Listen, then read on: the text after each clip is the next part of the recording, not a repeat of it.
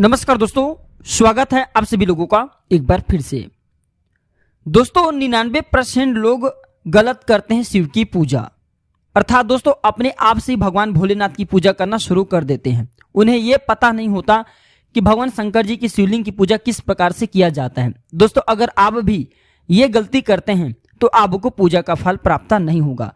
अगर हमारे वीडियो में बताएंगे उपाय से, तरीके से शिवलिंग की अगर पूजा करेंगे तो दोस्तों आपको तत्काल आपकी मनोकामना शीघ्र पूर्ण होगा। और एक खास बात दोस्तों, शिव पुराण में स्पष्ट लिखे हैं कि शिव पुराण में बताए उपाय से अगर भगवान भोलेनाथ की पूजा किया जाए तो भोलेनाथ अति शीघ्र प्रसन्न होते हैं। दोस्तों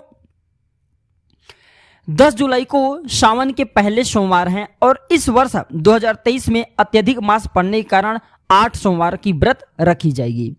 तो दोस्तों सबसे पहले मेरे वीडियो में शो हो रहे हैं ये शिवलिंग को देख लीजिए।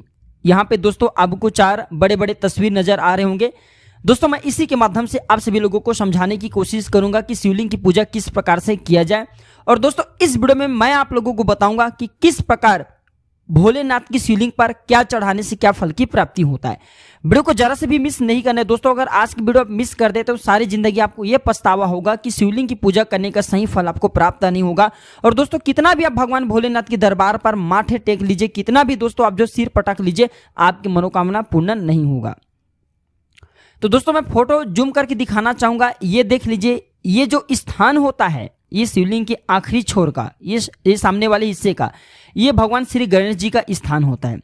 दोस्तों इसके बाद इसके बगल वाला जो हिस्सा देख लीजिए, ये रेड कलर का जो नजर आ रहे हैं एरो बने हुए हैं, ये भगवान कार्तिकेय का स्थान माना जाता है, ये कार्तिकेय का हिस्सा है।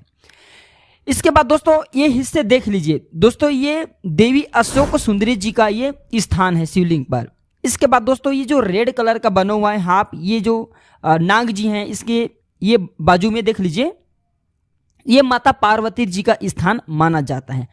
अब यहाँ पे अधिकतर लोग ये गलती करते हैं कि सीधा भगवान भोलेनाथ जी के शिवलिंग पर आए, सीधा जल फटाफट डालना शुरू कर देते हैं और भगवान भोलेनाथ जी को जो भी बन पड़े वह सारे चीज चढ़ाना शुरू कर देते हैं। ऐसा नहीं करना चाहिए दोस्तों। विशेष अगर आपकी कोई मनोकामना है तो वह मनोकामना बोल करके शिवलिंग की पूजा करना चाहिए। और किस प्रकार से पूजा करना आई इस वीडियो में जानते सीख लीजिए। दोस्तों अगर आप भी भगवान भोलेनाथ जी को दिल से मानते हैं तो कमेंट बॉक्स में ओम नमः शिवाय लिखना न भूले। और साथ ही साथ दोस्तों इस वीडियो को अगर आप भी शिव भक्त हैं, भगवान भोलेनाथ को थोड़ी बहुत अगर आप उनके प्रति दिल में आपकी आस्था है तो इसे अपने दोस्तों यारों में शिव भक्तों तक आगे पहुंचाने की कोशिश करना, ताकि इस प्रकार की अमूल्य जानकारी उन्हें भी प्राप्त हो। मैं वीडियो जूम करके दिखाना चाहूंगा। ये स्थान देख लीजिए, तो ये है भगवान श्री गणेश जी का स्थान। जब आप दोस्तों एक लोटा सादे जल रखें और भगवान शंकर जी के शिवलिंग को अभिषेक करने जा रहे तो सर्वप्रथम थोड़ी जल, सबसे पहले जल ये भगवान श्री गणेश जी के स्थान पर, थोड़ी सी जल, ज्यादा नहीं, थोड़ी सी जल ये भगवान गणेश जी के स्थान पर चढ़ानी है। दूसरा जल ये भगवान कार्तिकेय जी के स्थान पे है। अर्थात दोस्तों जब जलाधारी से अभिषेक करेंगे, अर्थात दोस्तों जब लोटे से भगवान शंकर जी के शिवलिंग को अभिषेक करने जा रहे हैं तो दूसरे जल ये भगवान कार्तिकेय जी के स्थान दिख रहे हैं, ये रेड कलर का देख लीजिए एरो बने हुए हैं, तो इसमें आपको डालना है। तीसरा जल दोस्तों ये देवी अशोक सुंदरी लिखा है, देख लीजिए एरो बना हुआ है, यहाँ पे देवी अशोक सुंदरी का इस शिवलिंग पर वास माना जाता है, तो यहाँ पे आपको तीसरा जल चढ़ाना है। चौथा जल ये पार्वती माता जी का स्थान है, जो ये रेड कलर का हाफ ये बना हुआ है, ये माता पार्वती जी का स्थान माना जाता है शिवलिंग पर। तो यहाँ पे आप जो थोड़ा सा जल जो है एक राउंड गोल घुमाते हुए, पूरा एक राउंड शिवलिंग को गोल, शिवलिंग पर गोल आपको जल घुमाना है। ये पार्वती जी का स्थान है दोस्तों, ठीक है। इसके बाद फिर आपको शिवलिंग पर जो शिवलिंग की ऊपरी सतह होता है, इसे भगवान भोलेनाथ जी के स्वरूप माने जाते हैं, यहाँ पे आपको जल चढ़ाना है, तो आपको शिव पूजा करने का संपूर्ण फल प्राप्त होता है। दोस्तों अगर आप मान के चलिए भगवान शंकर जी के शिवलिंग की पूजा करने जा रहे, सीधा एक लोटा जल लाएं और शिवलिंग पर सीधा भगवान भोलेनाथ जी के कहे जाने वाले स्थान पर ही चढ़ा दिए, तो दोस्तों ये तीनों के जो भगवान श्री गणेश जी हैं, देवी अशोक सुंदरी हैं, भगवान कार्तिकेय हैं और यहाँ तक कि माता पार्वती जी की भी पूजा करने का फल प्राप्त नहीं होता। इसलिए दोस्तों आपकी कोई भी मनोकामना वह अधूरी हो जाती है और शिव पुराण के अनुसार बताए गए उपाय को करेंगे तो आपकी शीघ्र मनोकामना पूर्ण होगी। अब आइए इस वीडियो में जानते हैं कि शिवलिंग पर क्या चढ़ाने से क्या फल की प्राप्ति होता है। आप अपने सामर्थ्य अनुसार, आप अपने मनोकामना की पूर्ति के लिए इच्छा अनुसार ये चीजों को जरूर चढ़ाइए। अभी तक वीडियो को लाइक नहीं किए होंगे तो वीडियो को लाइक जरूर कर देना। और इस जानकारी को पूरी पाने के लिए दोस्तों वीडियो को शुरू से लेकर के आखिरी तक देखना है। मैं हमेशा आप सभी लोगों को कहता हूं कि अधूरे ज्ञान खतरनाक होता है, अधूरे ज्ञान लटकते तलवार की तरह होते हैं, न जो स्वयं की कल्याण करती हैं और न और किसी और की।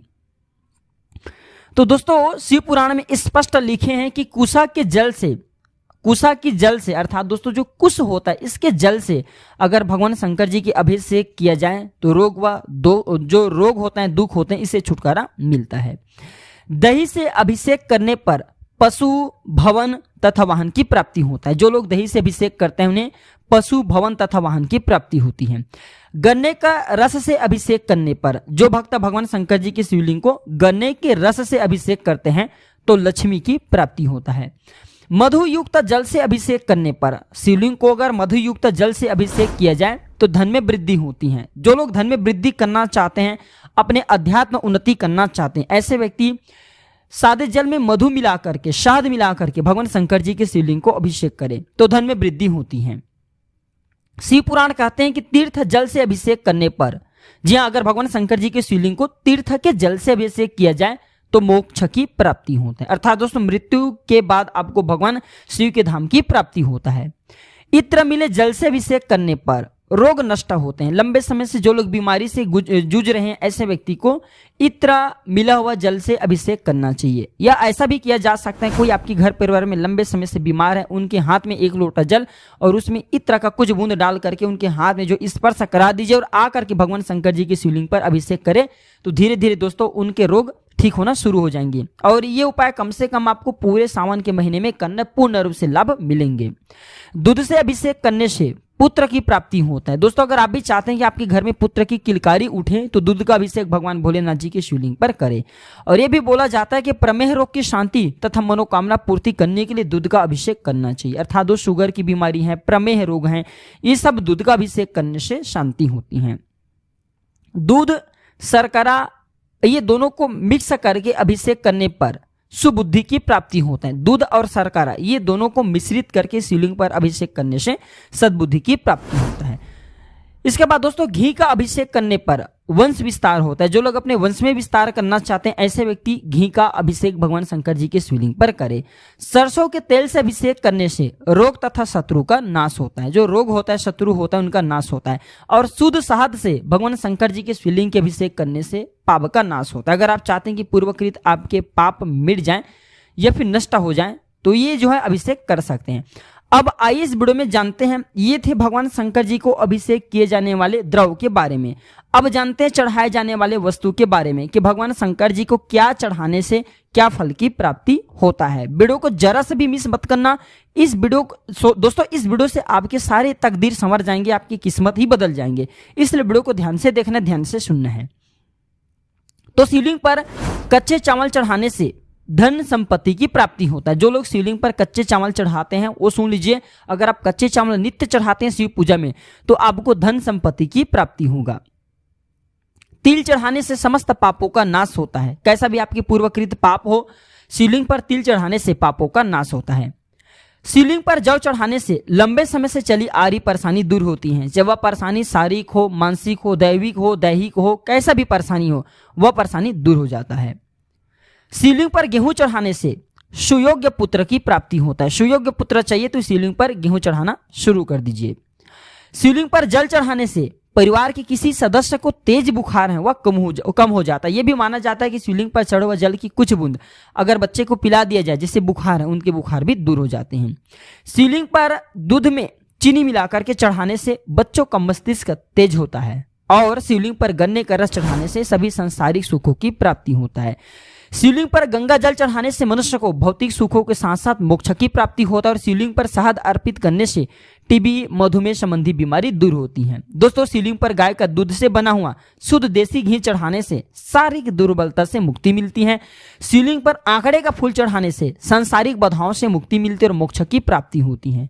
दोस्तों इसी के साथ शिवलिंग पर समी के पेड़ के पत्ते को चढ़ाने से सभी तरह के जो दुख हो इससे मुक्ति मिलती है। तो दोस्तों अगर आप भी समी के पत्ते चढ़ाते हैं तो सभी प्रकार के दुखों से आपको मुक्ति मिलेगा।